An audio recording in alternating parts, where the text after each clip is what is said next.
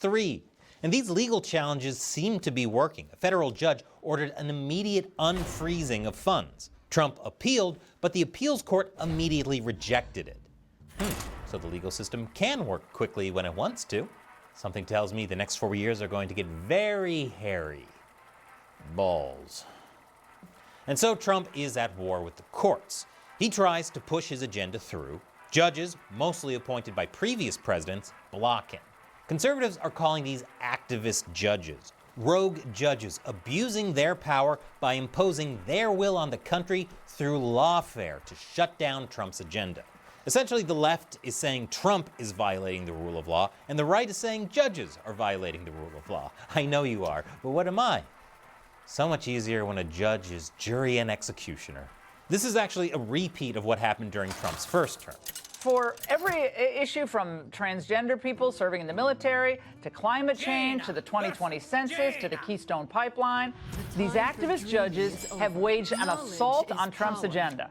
From far too many judges who are not honoring their oath, they're not following the law. Instead, they're operating as partisan political activists. But the political atmosphere today is very, very different, like lemon pepper different. And that atmosphere, which is about 400% more trollish, is pushing to ignore judges. Heck, they're even recommending to go full Andrew Jackson and impeach the judges. That's not how you go full Andrew Jackson. Beating people with a cane, that's full Andrew Jackson.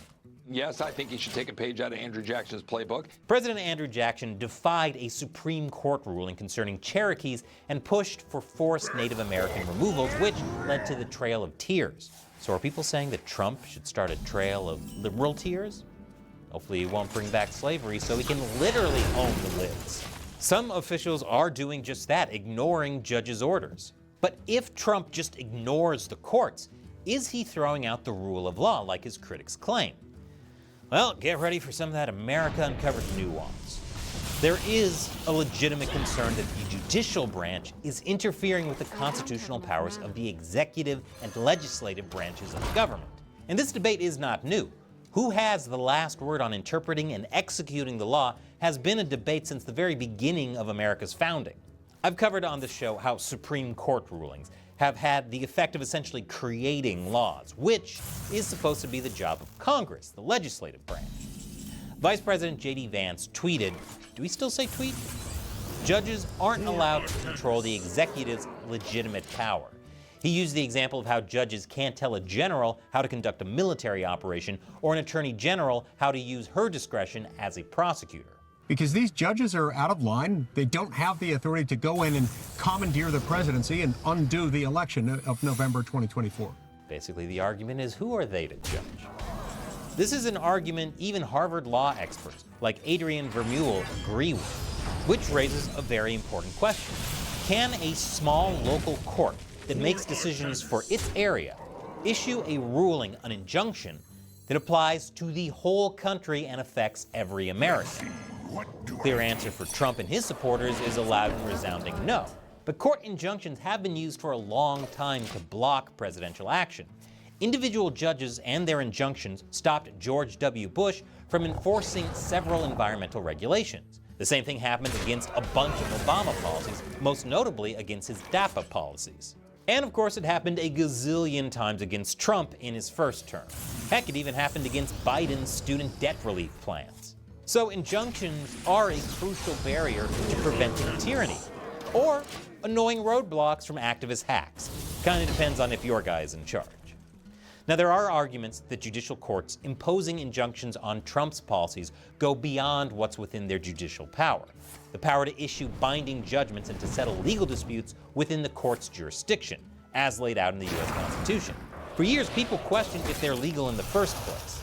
One Notre Dame legal scholar argued in a 2017 Harvard Law Review article that nationwide injunctions applying to all people have no basis in Anglo-American legal tradition and that the federal court should not award a national injunction.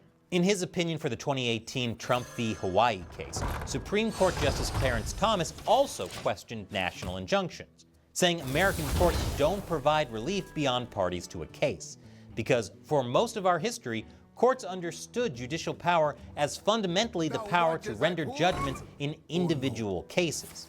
Right now, this isn't settled, so whether that means Trump is justified in openly defying the courts is up to you to decide. Trump certainly has a tough attitude when it comes to activist judges. Hundreds of millions of dollars worth, much more than that, in just a short period of time. We want to weed out the corruption, and it seems hard to believe that a judge could say, we don't want you to do that. Well, so maybe we have to look at the judges, because that's a very serious, I think it's a very serious violation. However, Trump also says that he abides by the courts. If a judge does block one of your policies, part of your agenda, will you abide by that ruling? Will you comply? Well, I always abide by the courts, and then I'll have to appeal it. But then what he's done is he slowed down the momentum, and it gives crooked people more time to cover up the books. So Trump might not be as openly defiant of the courts as some make him out to be. It's not a constitutional crisis so much as a constitutional cramp. Republicans worry about Democrats imposing judicial tyranny via activist liberal judges. Democrats, meanwhile, worry about Republicans imposing executive tyranny via DOJ. Fortunately, not many are worried about legislative tyranny because that would require Congress to actually do something. Depending on how this goes, things could get especially hairy. Balls.